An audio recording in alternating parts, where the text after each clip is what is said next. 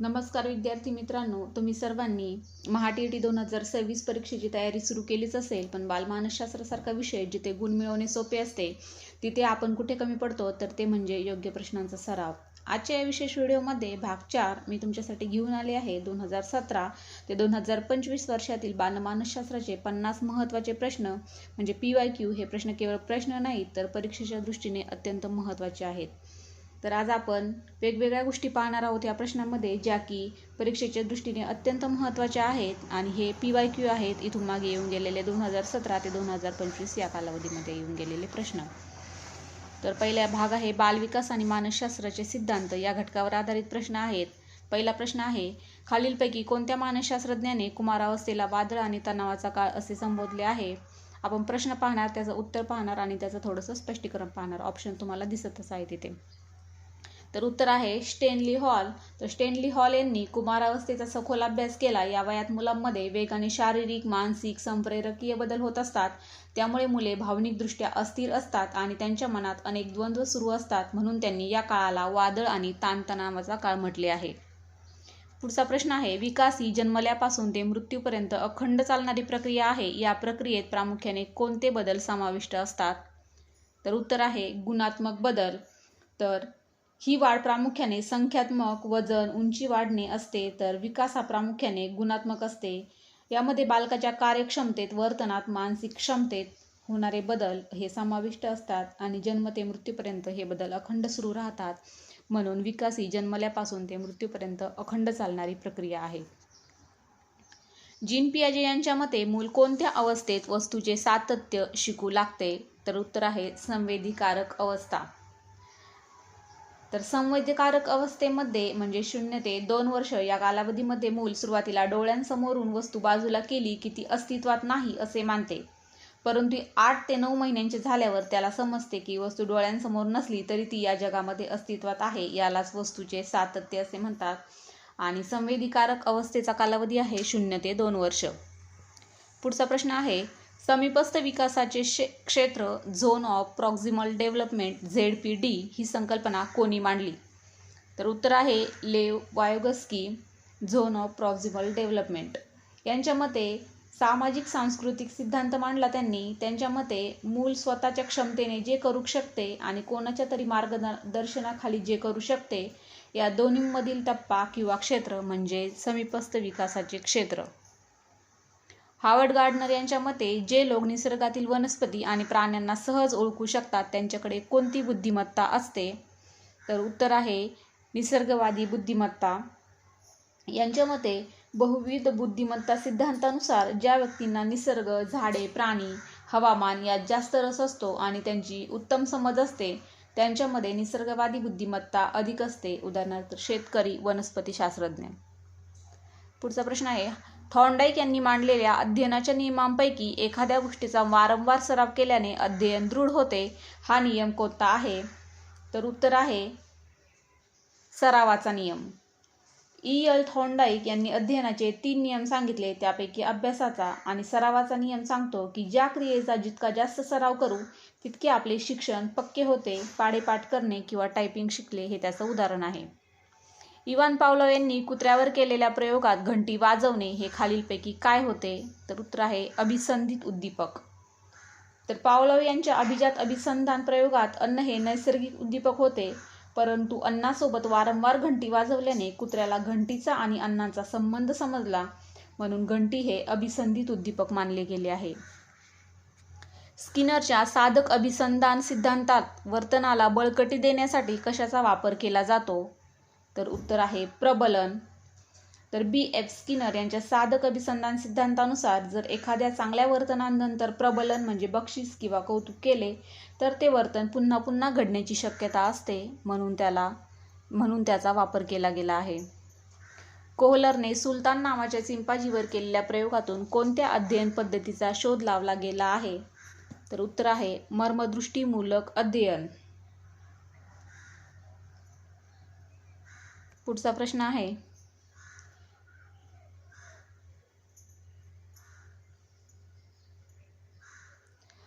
Albert बांडुरा यांनी मांडलेल्या सामाजिक अध्ययन सिद्धांताचा मुख्य आधार कोणता आहे? उत्तर आहे निरीक्षणात्मक. अध्ययन अनुकरण भाग 2 विशेष बालके आणि अध्ययन अक्षमता. अक्षरांची अदलाबदल करणे, उलटे वाचणे किंवा वाचताना ओळी गाळणे हा दोष कोणत्या अक्षमतेशी संबंधित आहे? तर उत्तर आहे डिस्लेक्सिया. प्रश्न 11वा. उत्तर आहे डिस्लेक्सिया. पुढचा प्रश्न आहे लेखन करताना अक्षरांचा आकार लहान होणे, मोठा होणे किंवा शुद्ध लेखनात प्रचंड चुका होणे हा दोष म्हणजे काय? तर उत्तर आहे डिस्ग्राफिया. आपण प्रश्न आणि उत्तरच पाहूया कारण की स्पष्टीकरणामध्ये खूप वेळ जातोय. गणितातील क्रिया जसे की बेरीज, वजाबाकी किंवा संख्याचे ज्ञान समजण्यास अडचण येणाऱ्या बालकाला कोणता आजार असतो? तर उत्तर आहे डिस्कॅल्क्युलिया. वर्गात एका जागी शांत न बसणे, अत्यंत चंचल असणे आणि लक्ष केंद्रित न करू शकणे ही कोणत्या विकृतीची लक्षणे आहेत? तर उत्तर आहे ADHD. ADHD म्हणजे अति चंचल बालके. प्रतिभाशाली बालकांच्या बुद्धिमत्तेचे प्रमुख लक्षण खालीलपैकी कोणते असते? तर उत्तर आहे अपसारी विचार. मतिमंद बालकांचा बुद्ध्यांक सामान्यतः कितीपेक्षा कमी असतो? उत्तर आहे 70 पेक्षा कमी. सर्वसमावेशक शिक्षणात प्रामुख्याने कोणाचा समावेश होतो? उत्तर आहे सामान्य बालके आणि विशेष गरजा असणारी बालके एकत्रित शिकवणे म्हणजे सर्वसमावेशक शिक्षण. सर्वसामान्य म्हणजे आपली सर्वसामान्य आणि विशेष गरजा असणारी बालके म्हणजे अपंग, दिव्यांग. ब्रेल लिपीचा शोध कोणी लावला आणि ती किती बिंदूवर आधारित आहे? ब्रेल लिपीचा शोध लुईस ब्रेल यांनी लावला आणि ती 6 बिंदूवर आधारित आहे. हा प्रश्नही मागच्या परीक्षेमध्ये 2023ला येऊन गेलेला आहे. मंदगतीने शिकणाऱ्या मुलांसाठी शिक्षकाने घेतलेल्या जादूच्या किंवा विशेष वर्गाला काय म्हणतात? तर उत्तर आहे उपचारात्मक अध्यापन. वंचित घटकातील प्रथम पिढीच्या शिकणाऱ्या मुलांबाबत शिक्षकाची भूमिका काय असावी? तर त्यांच्या कौटुंबिक पार्श्वभूमीचा आदर करून वर्गात पूरक वातावरण तयार करणे. पुढचा भाग आहे भाग 3 मूल्यमापन, विचार आणि अध्यापन पद्धती या घटकावर आधारित पुढचे प्रश्न आहेत. बालकाच्या शालेय आणि सहशालेय अशा दोन्ही बाजूंचे मूल्यमापन करण्यासाठी कोणती पद्धती वापरली जाते? तर उत्तर आहे सातत्यपूर्ण व सर्वंकष मूल्यमापन. शिक्षकाने पाठ शिकवत असताना किंवा घटक सुरू असताना विद्यार्थ्याचे ज्ञान तपासण्यासाठी घेतलेले मूल्यमापन म्हणजे कोणते? तर उत्तर आहे आकारिक मूल्यमापन. सत्र परीक्षा किंवा वार्षिक परीक्षा हे खालीलपैकी कोणत्या मूल्यमापनाचे उदाहरण आहे? तर वार्षिक परीक्षा हे संकलित मूल्यमापनाचे उदाहरण आहे. बुद्ध्यांक काढण्याचे अचूक सूत्र खालीलपैकी कोणते आहे? तर अचूक सूत्र आहे मानसिक वय छेद शारीरिक वय गुणिले 100. अध्यापन पद्धतीमध्ये ज्ञाताकडून अज्ञाताकडे किंवा मूर्ताकडून अमूर्ताकडे जाणे याला काय म्हणतात? तर हे अध्यापनाचे सूत्र आहेत. खालीलपैकी कोणती पद्धत ही पूर्णपणे विद्यार्थी केंद्रित आहे? उत्तर आहे प्रकल्प पद्धत. प्रकल्प पद्धतीचे जनक कोण आहेत?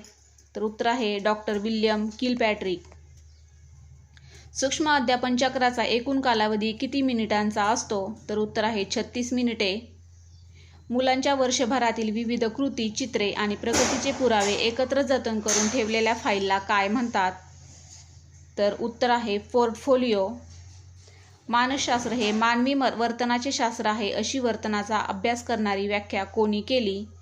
उत्तर आहे J.B. वॅटसन. कायदे, धोरणे आणि बालविकास अवस्था यावर आधारित पुढील प्रश्न आहेत. भारतात बालकांचा मोफत आणि सक्तीच्या शिक्षणाचा अधिकार कायदा RT ॲक्ट कोणत्या वर्षी संमत करण्यात आला? तर उत्तर आहे 2009. RT कायदा 2009 नुसार प्राथमिक स्तरावर इयत्ता 1ली ते 5वी विद्यार्थी व शिक्षक गुणोत्तर किती निश्चित केले आहे? तर विद्यार्थी व शिक्षक गुणोत्तर आहे 30:1 म्हणजे 30 विद्यार्थ्यांमागे 1 शिक्षक. राष्ट्रीय अभ्यासक्रम आराखडा NCF 2005 नुसार शिक्षकाची मुख्य भूमिका काय असावी? तर शिक्षकाची मुख्य भूमिका ही सुलभक असावी म्हणजे विद्यार्थ्यांना शिकण्यासाठी मदत करणारी. राष्ट्रीय शैक्षणिक धोरण 2020 NEP 2020 नुसार 10+2 या आकृतिबंधाच्या जागी कोणता नवीन आकृतिबंध आणला आहे? तर नवीन आकृतिबंध आहे 5+3+3+4. कोहलबर्ग यांच्या नैतिक विकास सिद्धांतानुसार मूल जेव्हा शिक्षेच्या भीतीने आज्ञा पाळते तेव्हा ती नैतिकतेची कोणती पातळी असते? तर ती आहे पूर्व पारंपरिक पातळी. बालकाच्या शरीराच्या रचनेत किंवा वजनात होणाऱ्या मोजता येणाऱ्या भौतिक बदलांना काय म्हणतात? तर उत्तर आहे वाढ. मुलांमध्ये टोळीची भावना कोणत्या विकास अवस्थेत तीव्रतेने निर्माण होते? तर उत्तर आहे उत्तर बाल्यावस्था. मानसिकदृष्ट्या सुदृढ आणि यशस्वी शिक्षकाची मुख्य वैशिष्ट्ये कोणती? तर उत्तर आहे तो भावनिकदृष्ट्या संतुलित असतो. अध्ययन संक्रमण मधील शून्य संक्रमण म्हणजे काय? तर पहिल्या परिस्थितीतील शिकणाऱ्याच्या दुसऱ्या परिस्थितीतील शिकण्यावर कोणताही परिणाम न होणे म्हणजे शून्य संक्रमण. खालीलपैकी कोणती पद्धत मानसशास्त्रातील सर्वात जुनी आणि स्वतःच्या मनाच्या निरीक्षणावर आधारित पद्धत आहे? तर उत्तर आहे अंतर्निरीक्षण पद्धत. पुढचा भाग आहे उपपत्ती आणि विचार प्रक्रिया या घटकावर आधारित पुढील प्रश्न आहेत. भावनात्मक बुद्धिमत्ता ही संकल्पना कोणी आपल्या पुस्तकाद्वारे प्रसिद्ध व लोकप्रिय केली? तर उत्तर आहे भावनात्मक बुद्धिमत्ता ही संकल्पना डॅनियल गोलमन यांनी आपल्या पुस्तकाद्वारे प्रसिद्ध केली. मुलाला नवीन ज्ञान शिकवताना त्याला आधी माहीत असलेल्या सोप्या उदाहरणांकडून कठीण संकल्पनांकडे नेणे हे कोणत्या सूत्रात बसते? तर उत्तर आहे ज्ञाताकडून अज्ञाताकडे. जीन पियाजे यांच्या मते मूल प्रतिकात्मक खेळ लाकडाच्या काडीला घोडा समजले कोणत्या अवस्थेत खेळू लागतो? तर उत्तर आहे पूर्वकारक अवस्था. मुले आपल्या सभोवतालच्या वातावरणातून आणि मोठ्यांच्या वर्तनाचे निरीक्षण करून शिकतात. हा सिद्धांत कोणाचा आहे? तर उत्तर आहे अल्बर्ट बांडुरा. स्मरणाच्या प्रक्रियेतील सर्वात पहिला आणि महत्त्वाचा टप्पा कोणता असतो? तर उत्तर आहे ग्रहण किंवा संकेतन. पूर्वी एखादी शिकलेली गोष्ट किंवा अनुभव गरज पडेल तेव्हा मेंदूतून पुन्हा आठवणे म्हणजे काय? तर उत्तर आहे प्रत्यावाहन. बुद्धिमत्तेचा अनेक घटक सिद्धांत कोणी मांडला? तर उत्तर आहे E.L. थॉर्नडाईक. मुलांच्या सर्जनशीलतेला आणि नवनवीन विचारांना चालना देण्यासाठी शिक्षकाने वर्गात कोणती पद्धत वापरावी? तर उत्तर आहे विचारमंथन. RTE कायदा 2009 नुसार प्राथमिक शिक्षकांना एका आठवड्याच्या तयारीसाठी तासांसह किमान किती तास काम करणे बंधनकारक आहे? उत्तर आहे 45 तास. बालविकासाच्या प्रक्रियेमध्ये अनुवंश हा खालीलपैकी कोणत्या प्रकारचा घटक मानला जातो? तर अनुवंश हा स्थिर किंवा जैविक घटक मानला जातो. तर अशा प्रकारे आपण 2017 ते 2025 या कालावधीमध्ये आलेले 50 प्रश्न पाहिले आहेत. आणखीही भरपूर प्रश्न आहेत परंतु आपण या 50 प्रश्नांची माहिती घेतलेली आहे. तर अशाच प्रकारे ही सिरीज पुढे चालू राहील. महा-TET तसेच स्पर्धा परीक्षा अशा वेगवेगळ्याच परीक्षांसाठी आपल्या चॅनलवर मार्गदर्शन केले जाईल. तर चॅनलला जॉईन करा, लाईक, शेअर, सबस्क्राईब करा. धन्यवाद.